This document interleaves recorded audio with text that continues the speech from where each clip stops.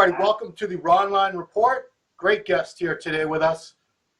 27 years ago, this man won the no, wait a minute, I'm sorry, my math is horrible. It was at 1990. No, that was 27 years ago. 27 years. You're making me feel a certain kind of way, man. Well, at least it was the 90. This was Alq Gurley, the 1990 NPC Nationals light heavyweight and overall champion, joining us today. Thank you, Alq, for being here. Appreciate you, Ron. Thanks for having me. First question that I forgot to ask in the last couple times I tried to start this interview. Alq is a very, very unique name. What is it? Where did that name come from? What does it mean? It's on my father's side. It's a very, very, very old Persian name. Okay. And what does it mean? Loosely translated, I've been told it's a dynasty. Okay, not bad, not bad. I'll take that one, dynasty. Okay, so you grew up in Philadelphia, great sports town. I know you were into many sports, but track was where you really excelled, correct? Yeah, I ran track in high school, intermediate hurdles. I was alternate for the 220 and 100. Okay. And of course, that year at Central High School, we won the Public League Championship. So, did you have any aspirations to go further than high school with that? No, because I knew what was involved at the collegiate level as far as track. And once you get beyond the high school level and you get to the collegiate level basically is the what would you call it? The farm league for the Olympics. Okay. So that's when you've got the cream of the crop, the tip of the top talent, and that's when you see the change. Okay.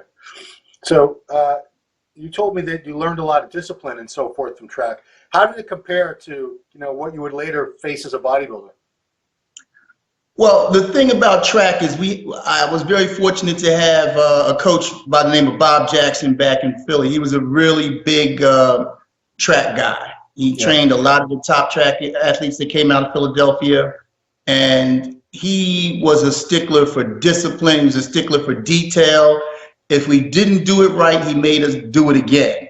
And he had these drills that he took us through that really set the foundation, physically and psychologically, how to handle adversity.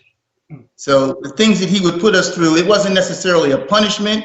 It was designed to see how he would handle it. He separated the people who would, really go for it and the people who would either lay down or roll over or quit. So that way he knew who his people were. Which, I started to figure out early on. I'm like, Bob is taking us through some stuff. And he would be on the track and he would bark at us. He would bark at us as we're going around doing pyramids and intervals and stuff like that. And it just got to the point where you accepted it, you learned it, but you tuned it out because we knew what he was doing. He was motivating us. And I used that.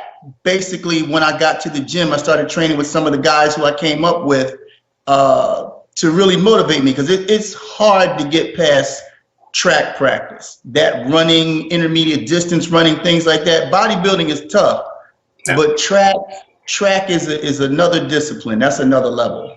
Yeah. So you actually began weight training for track, correct? I used weight training to help me qualify for my senior year when it came to the varsity.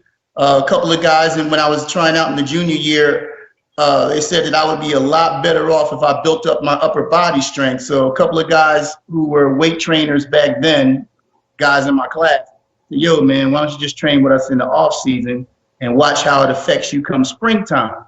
So I trained from the fall through the winter all the way up until spring track.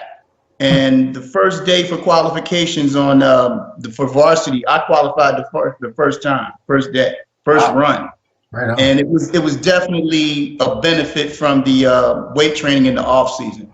So from that point on, it all clicked. I'm like, hey, it's something to this. Okay. So I stuck with it. So how did you become interested in bodybuilding? When did you first see, either picture or something that made you decide this is it, I want to be a bodybuilder? It was a couple of things, actually. One was the movie Pumping Iron back in '76. Yeah. The other was a lot of the guys in the local gyms. And I was one of the little guys back then. I was like this. Really? And I would go to the gym and I would go in and hang out and just look at everybody train. And so some of the older guys would say, yo, little man, you got some wings, because that's what they said back then for lats. You got some wings, you got shape on you, man. You might want to come in here and start doing something. And a lot of the guys who were at the local level and competing, they would encourage you. It was more of like a family-oriented thing when you went to the gym, because a lot of the fellas, we hung out after. We would go break bread, eat, and then everybody would go home. We come back and do it again. We in the gym 4, 5, 6 days a week. So you got used to the regimen, you got used to the consistency, and because there was a lot of like camaraderie and peer pressure, you had to show up. If you didn't show up, like, yo, man, you missed up. What happened? What's going on with you? So there was always this like subtle pressure to keep it going, keep it moving. And that in turn, those were the guys that got me into it, made me really develop the appetite for it. Okay. So you said you were real thin when you first walked into the gym. At what point did it become clear that you could be good at this, that your physique was shaping up in a way that most people just don't? Oh, wow. There was a point in time where I was training in the gym with one of my training partners, and my coach at that time, Richard Brown, a lot of people who... Dr. Richard Brown, I remember him. Brown. Yeah. He happened to come in the gym that we were training in. It was one of the YMCAs in West Philadelphia. And he saw my partner and I. He noticed my partner first because he was a little more developed, a little fuller than I was. He said, I got a couple of quality physiques here, so, what's up with you guys? So we ended up going into the locker room, and he took us through some posing rounds. Let me see your double bicep. Let me see your lat spread. And, while my partner was going through, while he was taking him through his posing, I was the one who was the hype man. I had all the energy and like, yeah, man, show me, and because I was all hype, he said, this guy, he got a lot of enthusiasm, man. Well, let's see what you got. And then I was like, well, I'm still trying to do this. So let's see what you got. So I started going through my, most muscular front double bicep, lat spread and whatnot. He said, you should stick with it because you got a good frame. You got a good frame. He said, you got to put some size on you, but you got a good frame. Yeah. And I'm talking at that time, I distinctly remember because I was 163 pounds. Okay. At 5'9"? At 5'9", yeah. And so, and again, that's still, and this is like 1984, 1985. That's still my track body. Right. Wow. Yeah. So, as a track person, you got to be lighter. You don't see too many 220-pound sprinters. You don't. Maybe in football, but not in track. Right. Now, were you still running track at this time? Were you still in high school when this was going on?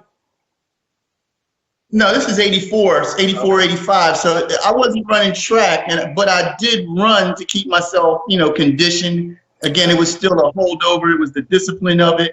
And I knew that was one of the things that you could always fall back on. You're running, the discipline of it. It's one of those things that keeps you centered, keeps you on your square. Yeah. And then bodybuilding eventually took over. Yeah.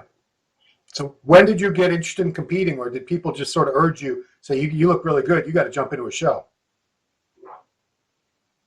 The first show that I was exposed to, local show, was the Mr. Philadelphia competition. And there were some guys in the area and a couple of guys from the gym who competed in that show.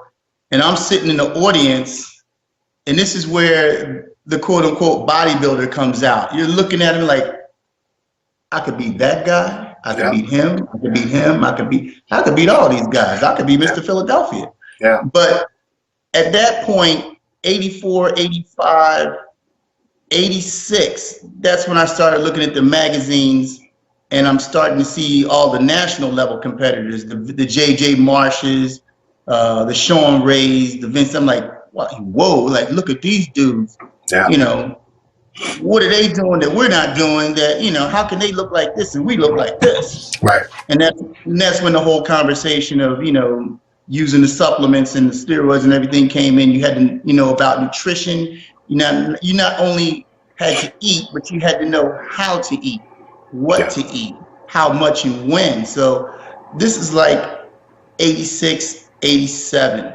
Yeah. By 87, that was my first exposure to a national level competition. The first nationals where I went to was in Atlantic City, and I saw Sean Ray and Phil Hill, Vince Taylor, J.J. Marsh, all those guys. And my partner and I, and Dr. Brown took us, we were blown away. I'm like, whoa, you know, how can they be our height, but they're outweighing us by 20, 15, 20, 25 pounds.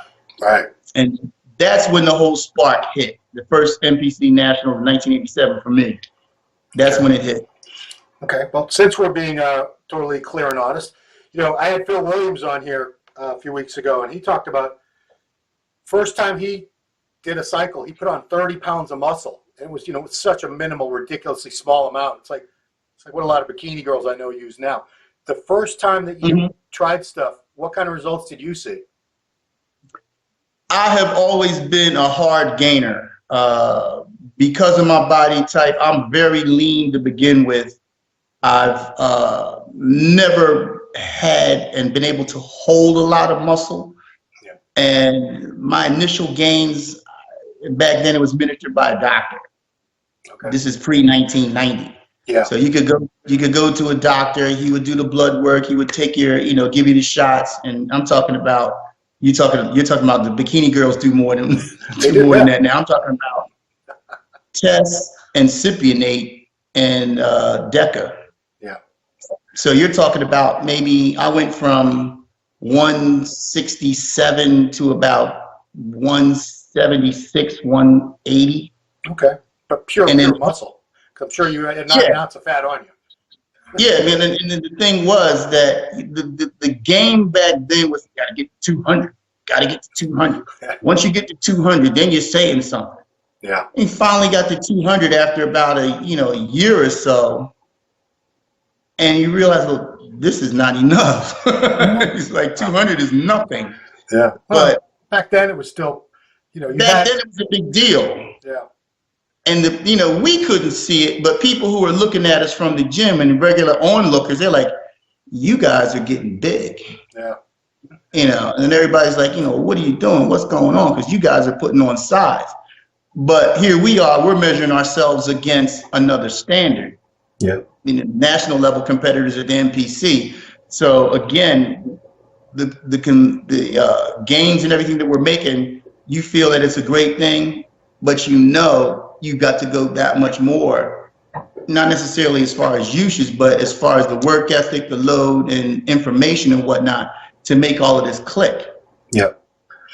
So was 1989 your first national experience? 1989 is my first nationals, yeah, in Miami. How about that? Yeah, and you got second place, which these days would have gotten you a pro card, but what was that like to do so well your first time out, knowing that you were that close? I was blown away because, again, it's interesting. The competition that I went up against, Franco Santoriello, Ronnie Swire, Flex Wheeler was in the show. Yeah. Porter Cottrell. And coming in second to Franco Santoriello was, at that time, it was mind-blowing because I knew that he was a seasoned competitor and everybody was looking at me because at that time I was sharp, I was cut, in condition, and people were making a lot of noise in the auditorium. Like they were cheering for Franco, but then I had my contingency, my group came down and they were making noise like, yo, put them together, put them together. Yeah. They called out my number and the judges finally put us side by side and the place lit up. So it was a big thrill. Even though coming in second to me, I was like, whoa. And then everybody was like, yo, man, you don't realize what you just did. Because back then, the person who came in second was going to be the person who was, be the front runner for the following year. Right. And, slightly after that, Vince Taylor came in and said, yo, man, you're it. Yeah. And I was like, whoa, because I went to see Vince Taylor in Atlanta in '88. I saw him win. Yeah. So he's like, yo, man, he said, you're the next guy. So that whole motivation and all those words, got me fired up. And that's what led me to really turn it on and turn it up for 1990. And everything worked out injury free and was able to go into that show and pull it off. So that was actually the only time I believe that the Nationals was drug tested was 1990. Drug tested. I was pissed. Yeah. I was pissed. It's It's like everybody else got to go in, back then what I would say they were loaded. yeah. Everybody was locked and loaded, and I had to be subjected to a test. So I felt cheated. Yeah. 'Cause, I mean, you still look phenomenal. But it worked out. Yeah. It worked out. Yeah. The thing that was interesting to me is that, by then, in the early years of the Nationals, it didn't turn you pro. You still had to go to the Worlds. By the time you were doing the Nationals, you didn't have to go to the Worlds, but you insisted. That was still your goal. You wanted to go to I still call it the Universe too. The Mr. Universe contest, the IFBB World Championships, and defeat all these great bodybuilders from all around the world. So you didn't have to. You didn't have to do that, but you chose to do that, right? Yeah, I wanted to go because it's in Kuala Lumpur, and two, back then I wanted to represent the United States. And being the national champion, being the overall winner, it only made sense. And, again, in my mindset, you never duck the competition. You take on the best of the best to see where you actually stand. Again, a stacked field. You had Darren Charles, Albert Scantlebury, some tough competitors from Europe. And it was 45 guys in that class. Wow. And you beat them all. It was tough, man. It was rough. It was rough. Yeah. Jerry Rogers, who else? Yeah, Jerry Rogers was the heavyweight. Patrick Lynn was the middleweight. Yeah. Joe, I forget Joe's last name, but we had a Joe Dawson, right? Joe Dawson, yeah. Yeah.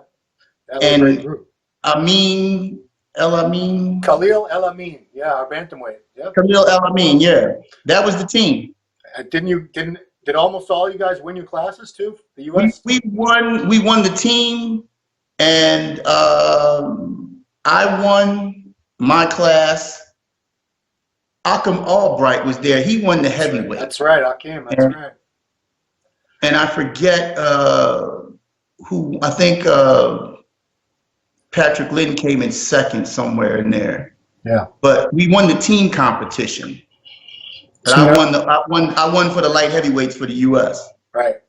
So bodybuilding's never been in the Olympics. I don't think it's ever going to be in the Olympics. But that was probably the closest experience a bodybuilder would ever have to going to the Olympics and getting a gold medal, right? It was a great show. I mean, the way they put the show on, the way everything first class.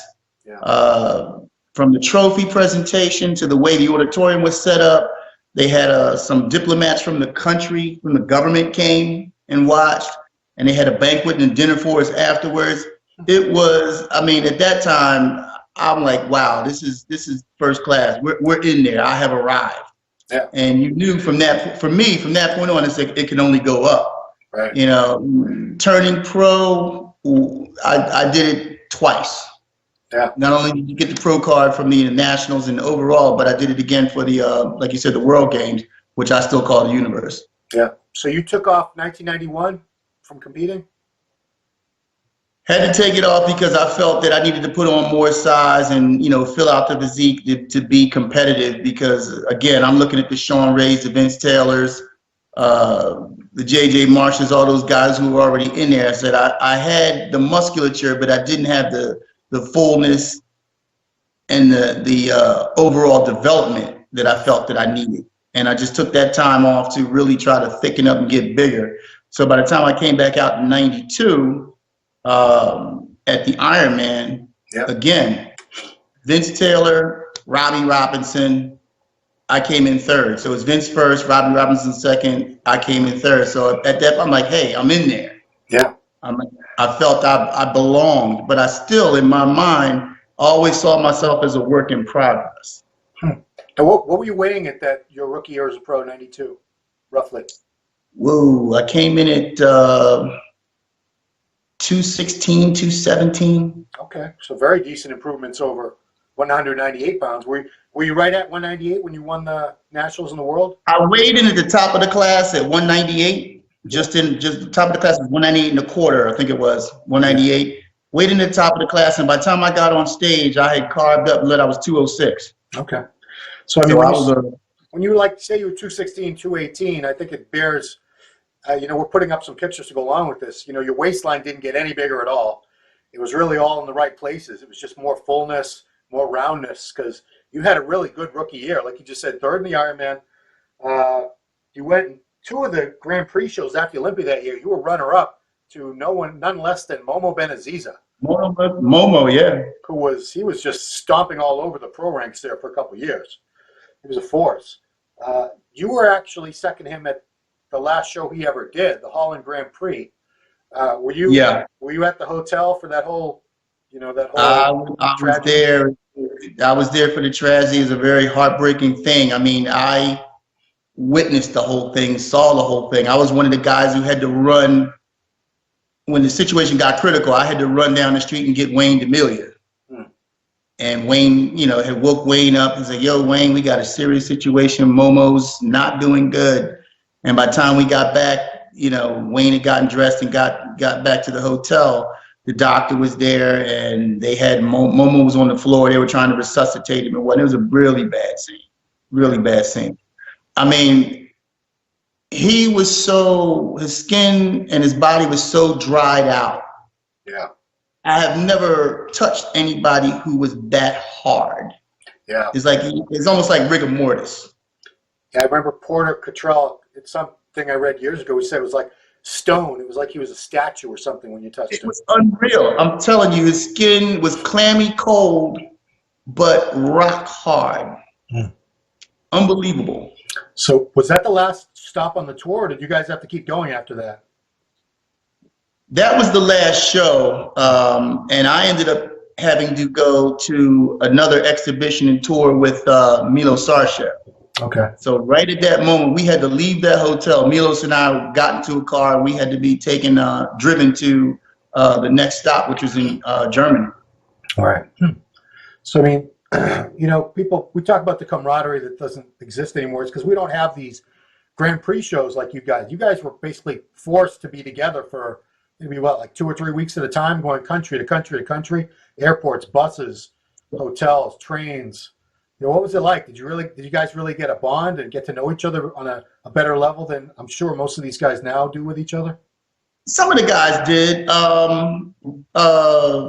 Ron Love, Sonny Schmidt, Milos, Henderson Thorne, really good guy. We used to walk and talk at night, Henderson and I, when after they had dinner and whatnot. You're in these small towns, you don't know anybody, so what do?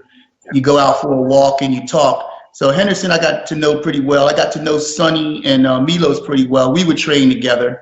Momo was cool too. He didn't really speak English well, but he was a really cool dude to train with. He was always the type of guy who would show you how to actually work and flex and how to get the nuances of the movements. Yeah. I learned a lot of that from him. Thierry Pastel, great dude. Thierry Pastel showed me how to warm up backstage, how to do a proper, systematic warm up. I use his technique and teach his technique whenever I work with a bodybuilder. If I try to show, I show him that method. Yeah. I mean, a few of the guys were cool. Some of the guys kept to themselves, but it was no big thing. I mean, we're all men. Yeah. So it's just a matter of you try to find a level or a scenario where you have a commonality. Like I would always hang around Sonny Schmidt to eat because Sonny Schmidt ate. Oh, I'm sure. Eating was one of my hurdles. I had to get over that. So I would hang around Sonny because Sonny was like, oh, this is beautiful, beautiful. Oh. But Sonny could eat. Yeah. I mean, I happened to have dinner with Sonny and Dorian one evening. And I'm looking at the way they're loading up their plates and what they're doing. I'm like, I got a lot of work to do because I don't do it like they do. But I learned. You told a funny story to Sean Ray 9 or 10 years ago about being out to eat with the guys and Sonny Schmidt because you guys have been waiting for your food for so long. Can you just recap that real quick? What happened with Sonny? Oh, this restaurant in Needle Harness, Holland. Everybody's waiting for their food, and it took a long time for it to come out, and everybody's pissed. Yeah. So the food finally comes out. Sonny's there. He's got an attitude with everybody. and the restaurant owner, but you know, he finally gets into it. He wolfs it down, scarfs it down. And the next thing you know, he's like, oh, oh, oh. He starts leaning. He starts leaning. And he's not leaning on the table. He's leaning to the side off the chair. Yeah. So I'm like, yo. And this is, to remind you, this is not a little spot. This is a restaurant. Right. So there are other people coming in. So all of a sudden, Sonny just lays down on the floor on his back and starts rolling from side to side because he's groaning in pain.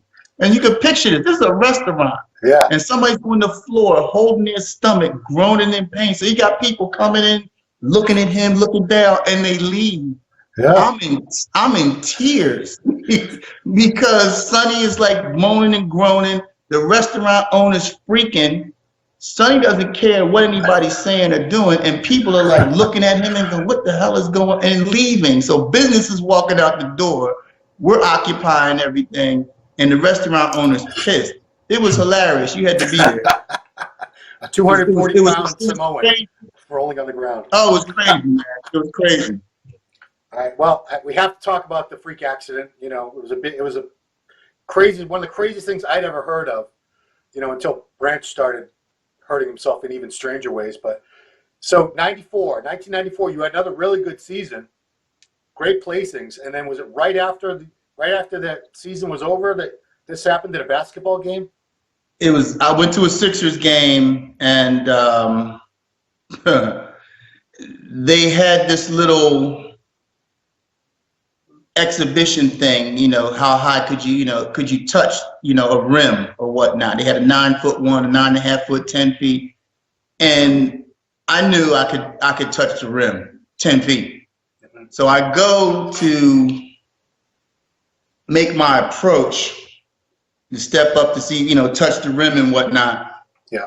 And as I go to step, my foot gives out and I slip forward. That's the sensation I got. The next thing I know, I'm flat on my back because I fell, I blacked out. I hit, boom, blacked out. And I'm like, everybody's like looking at me, yo, man, you all right? I'm like, yeah.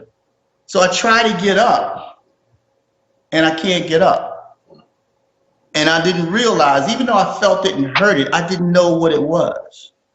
So I tried to get up, my boys tried to pick me up, and I'm like getting ready to stand, and I can't stand because the patella tendons had completely ruptured from the kneecap. It's called an avulsion. Wow. That's the worst way your tendons can go. The tendon actually pulls a piece of the bone from the patella, and it sounds like this. It sounds like that. And it's incredibly painful. It's a delayed onset of pain. And so I'm lying there and I'm like, yo, man, I told my best friend, I said, I'm done. I'm fucking done. So next thing, they take my pants down to see what's going on. And my quads are like halfway up my leg. And I got this gap. I got this gap with both knees between my quad, where my quads are and where the kneecap is. Wow. And at that point, that's when the terror sets in. I'm like, I might be relegated to a wheelchair. I was terrified. I was horrified. I didn't think I would ever walk again. That's how I felt at that instant. Sure. And I had a couple of my friends, they like, yo, you got to, they called the paramedics. They came in and carted me out. Ice packed my knees. I went straight to the hospital. And a couple of nurses questioned me and whatnot. And it just so happens that I had one of the top surgeons in the city who also worked on Olympic athletes. They were familiar with the injury. They said, look, you're going to be all right. We're going to be able to repair you and, bring you back to pre-injury status. And I'm like, get the hell out of here, really? Because I thought I was going to be in a wheelchair. Yeah. They performed surgery the next day. And 6.5 hours later, both knees. I mean, it was a serious process. Wow. But they put everything back together. They told me to really take it easy. The bodybuilding thing might be over because you want to think about, what do you want to do? You want to walk or do you want to compete? Yeah. Compete or walk? And I'm like, I wanted to walk, obviously, but in the same light, in my mind, as a competitor, I said, I got to bring myself back because I can't let this be the end. So that happened in April. And 95. by 97. Oh, the injury happened in 97. Yes. Okay, gotcha. I'll never forget it. No, I'm sure you will never forget it. No. But April it happened, and by August, I was back in the gym with Bledsoe braces from my ankles all the way up to my hips. Wow. So I just started training upper body, and I would adjust my braces so that I could do some limited motion. Yeah. And I got to the point where I got to give the attending assistant surgeon, he came to the gym a couple times to check on my progress. And at that point, this is like August, September, yeah, I was squatting. Oh my goodness. Yeah. And he was blown away. He's like, yo, man, this is like, we got to put this in the medical journals because like, he said, this is unheard of. And he said, the reason you're able to do this is because of the conditioning and the training and, you know, the sensitivity that the muscle had. He said, the average person, he's like, no way. He said, this is unheard of. And it wasn't like an ego thing, but my motivation was fear. Right. I was, like I said, I was scared even to the point once I got the braces off, because you're so gun shy, because everything is still healing. You're feeling the scar tissue and everything break up. You hear all this popping and clicking in your knees. So everything would make me jump. Yeah. So what was it like? Did you eventually get your legs back to where they were, or did you take the rehab too fast? I mean, looking back now, would you have done it the same? I would not have come back as fast as I did. I made leaps and bounds within a year. I was back on stage in 98. Wow. Which in hindsight, I should not have done that. But again, it was the fear was the motivator, but my legs had not recovered. Yeah. You know, I was able to put on a certain amount of size, but the musculature and the shape wasn't there. That wouldn't come back until after I retired. Wow. So I let it all go in 99. I said, it's time to quit because a couple of the surgeons told me, they said, yo, if you tear this again, you're going to be on a walker or a cane. He said, if you allow this to heal and let it heal properly, the repair will outlast you.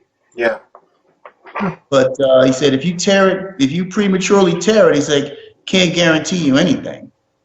So, and that's when I decided, it's like, you know, I got to let it go because I don't want to be an invalid. I don't want to be a cripple. Yeah. And even my mom was like, she said, you know, take care of your body. Yeah.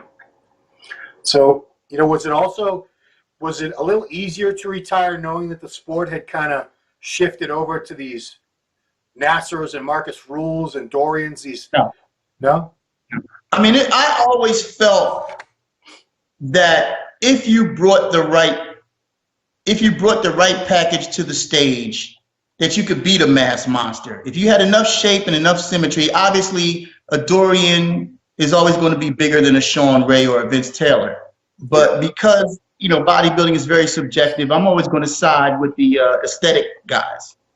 Yeah. I can respect and appreciate the mass monsters, the Nassers. He's another cool guy. Nasser and I got along really well. We would talk from time to time. Yeah. And I could appreciate it and respect it. Same thing with Dorian. I never really got to know Dorian well. Dorian bumped up the mark, and then Ronnie followed that. You know, and again, if the judging had maintained its criteria, I think that a quality, aesthetic, muscular physique with enough size could beat a mass monster. True. It would be hard to beat a Ronnie because Ronnie had shape, symmetry, and size. He was like a freak of nature. It should be said that you actually beat Ronnie a few times. I remember being in shows when I was just the same size as Ronnie, and I'm like, I remember when he made that transition, I'm like, what the hell did you do? You know, yo. I'm like, what's going on? And that's what I knew. I said, nah, these guys are making leaps and bounds, jumps and changes that at that stage of the game, I said, I'm not trying to keep up. Because somebody told me to say, what you need to be is about 270. I'm like, Ooh, nah. wow. I said, it's not going to happen. 270. I mean, the biggest I got, the heaviest I ever was in the off season was 251. Yeah. And that was huge. Right. So, and when I competed, the heaviest I ever competed at was like 243. And that was my last Arnold. So I always ask guys this: what was your favorite look out of all the shows you did? Looking back, like, wow, I love the way I looked at this show. There's two shows I pick on. I think my best condition and look was at the 96 Olympia in Atlanta. Yep. And I liked the way I looked in 97. That's when I made the transformation, because the new chemistry, I'll just say it like that. 97 Arnold, that's when I put on all the size and everybody's like, yo. And I will go so far as to say this, had I not gotten injured, I believe I could have won the Night of Champions in 97.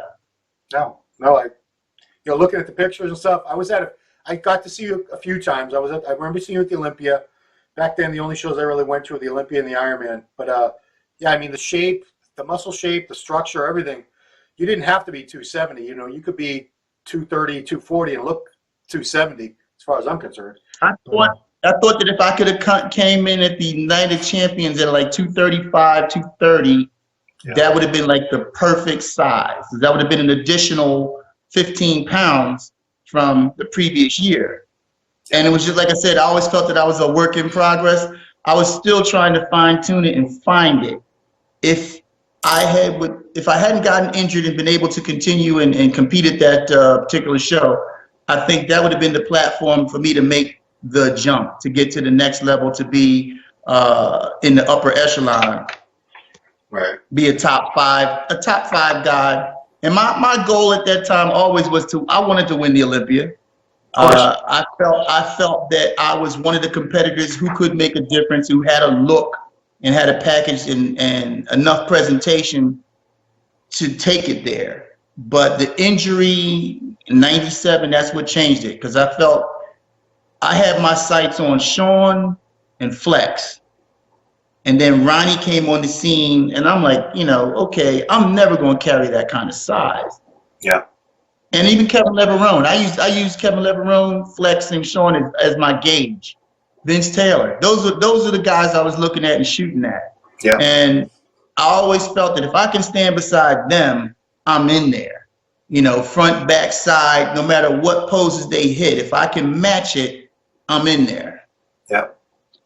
Because I would not look at what a competitor had. Okay, what doesn't he have? Everybody's got deficiencies, and it's knowing how to pick it apart and use it constructively. You don't want to tear somebody down. You never poo-poo somebody's body of work. Yeah. But you look at it from a strategic standpoint. I always call it game footage. You got to review the game tapes and look at everybody and take them at every angle. You turn them. Okay, how do they look? And this is a thing that I got from Lee Labrada, because Lee Labrada and I used to talk when we were on the road. And he said, you got to look good from every angle, Al. You got to look good from every angle. And if you can do that, that's when you're in there. Because Lee Labrada was another guy. Look how, I'm not going to say diminutive, but he was a small guy.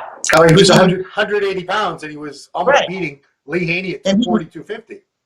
He was able to stand next to all of us and damn near outclass us. Yeah. Because of his finish. It was his finish. He knew how to stand. He knew how to present himself, and he had a great look.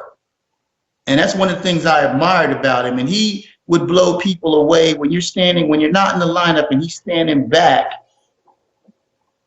I would just watch him because he always had a pose. He was always posed. Yes. And I'm like, this guy is brilliant. I said, right now, he's kicking us in the ass.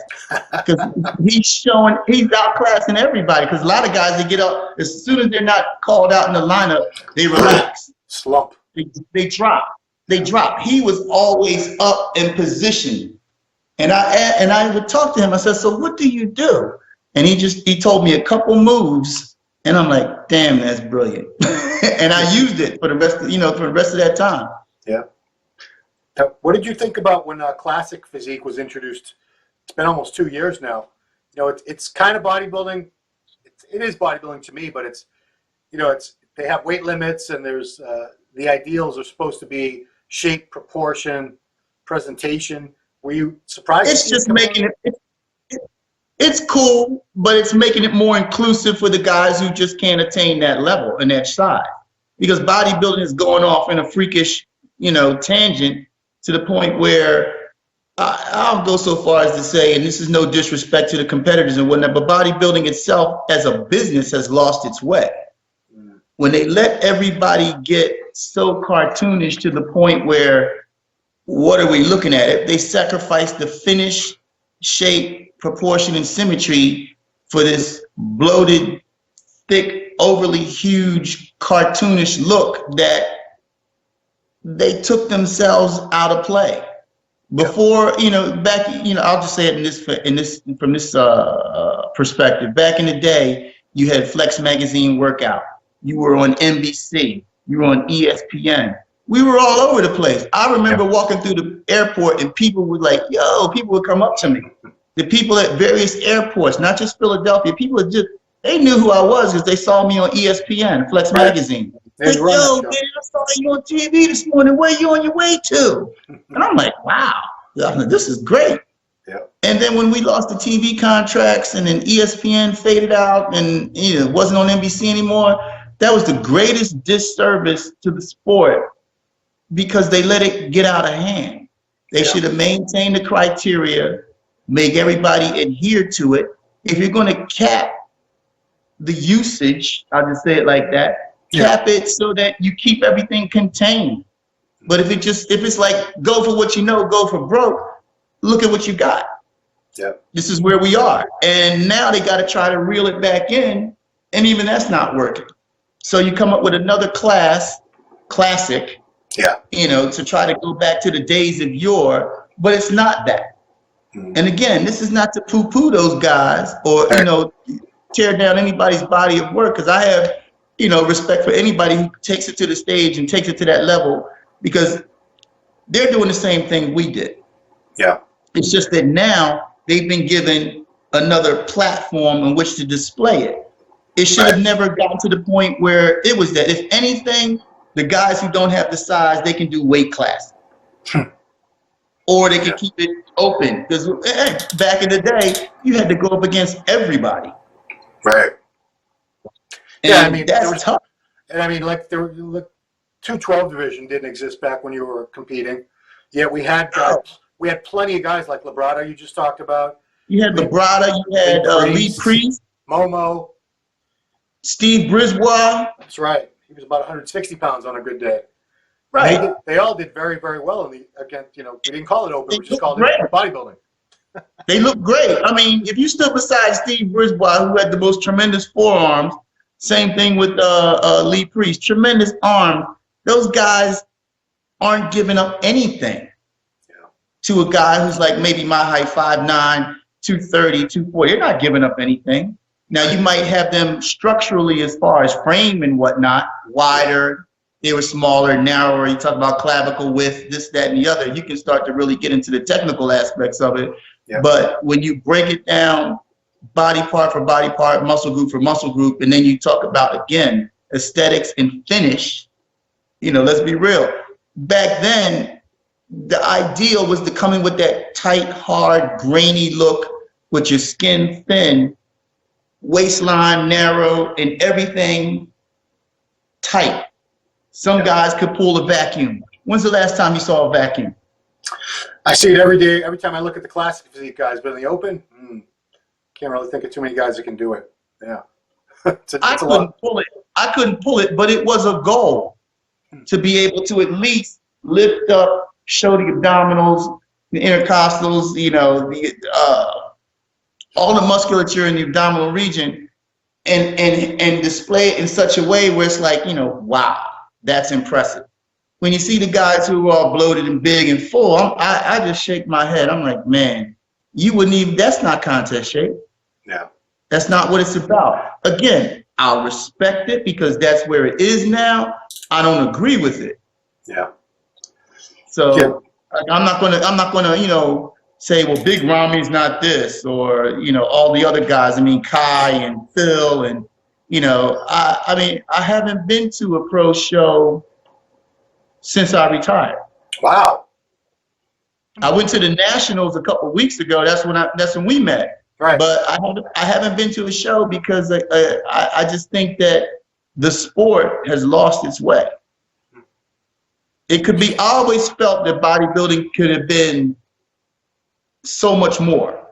Yeah. Now I'm curious. You've been out of the sport for a while, and I know you went to school for architecture.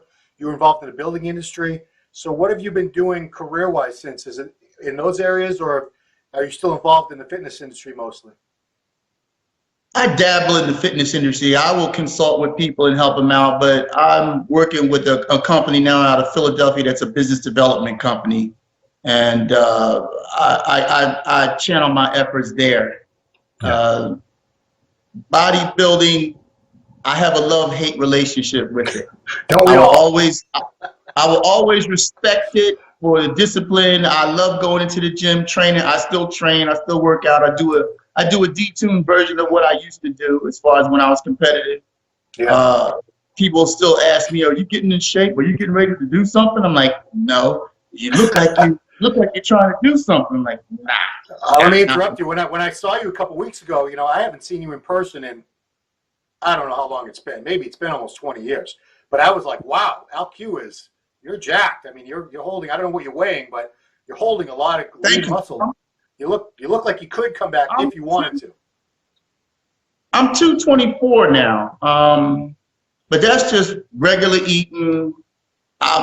Creatine, protein drinks, eating 3-4 times a day, and training 4 days a week. That's it. I mean, a couple of people asked me, if you had the right situation, would you get that? Like, hell no, not at this stage of my life. No, I mean, because I know what it takes, and to really hit it to that degree, nah, I wouldn't have a life. Right. Because I'm fully committed. You gotta go all in. You gotta push all your chips in the center to do that type of thing. And I'll tip my hat to the Kevin Leverones, to the Flex Wheelers, to the guys who, think they want to come back. I'll tell them, Ronnie, much love to you. Don't do it, bro. Oh, Ronnie won't do it. Don't do it. I think Ronnie is safe from a comeback. He's going in for another spinal surgery next month. I don't know. Really? Wow. Yeah. I mean, I got, again, much love and respect for those guys. Those are my contemporaries. But I would never even think about it because of what is necessary. The commitment level, the energy, the effort, the money, nah. Okay. It was a time, I had my day in the sun. It was a blast. I wouldn't trade it for anything, to be just the tours, the exhibitions, the world travel. I loved all of it. The competitions, the camaraderie with the fellas, all of it. Yeah. And, one last thing I want you to comment on, because that's when I think everyone thinks when they were first involved in it, their heyday, that was the best era of bodybuilding ever. So for us, it was like the 90s. Older guys would say it was the 70s or the 80s, but there was no social media back then. We didn't have the internet. How do you think it's changed the sport and the way the athletes sort of view themselves and each other versus the way we lived the sport and the lifestyle back in the 90s? I used to jokingly say back in the day, East Coast versus West Coast. It was the East Coast guys, the West Coast guys. Yeah. And I used to say the CIA versus the Kremlin. but it was cool because the Chris Comiers, the Flex Wheelers, the Danny Hesters, I've been in the gym with all those guys. And the posing rooms out in the Mecca and Golds, we'd go back in there and we would look at each other like, okay, looking good. I mean, I remember a couple times Chris Comier coming up to me and like say, damn, man, how'd you get everything so deep? How'd you get to create the depth? And, I remember Chris told me I had a nickname. They had a nickname called me. They called me 5 for 5. is my early part of my career. I said, why you call me 5 for 5? He said, because every time you show up, man, you're in shape. You past 5 times you showed up, you're in shape. I'm like, wow. And I thought that was cool. The difference is now with social media, you get to blow your own horn. You get to, you know, put yourself out there, and there's a lot of self-promotion. There's a lot of self-aggrandizement. And that's cool. I understand it, because I don't want to sound like a dinosaur or the old man, get off my lawn. You guys don't, you know.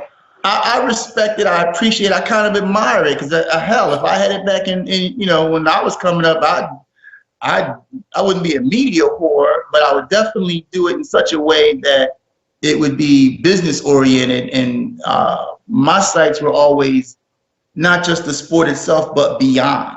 Right. You know, how can we mainstream this? How can you be somebody kind of like what I did in Philadelphia? I became like one of the go-to people when it came to when the NFL had the combines or they were talking about the drafts. The radio talk shows would call me and have me, you know, call in and, well, what do you think about this? And what do you think they need to do? And how do you think they should train? Because, you know, we have Alq Gurley, Mr. Olympia, Mr. Universe, you know, he's, you know, on the line, and they would invite me to all kinds of stuff. That's what bodybuilders, the top guys, should be. You should be out there. You should be part of the mainstream population. It should have been something that we transcend the sport.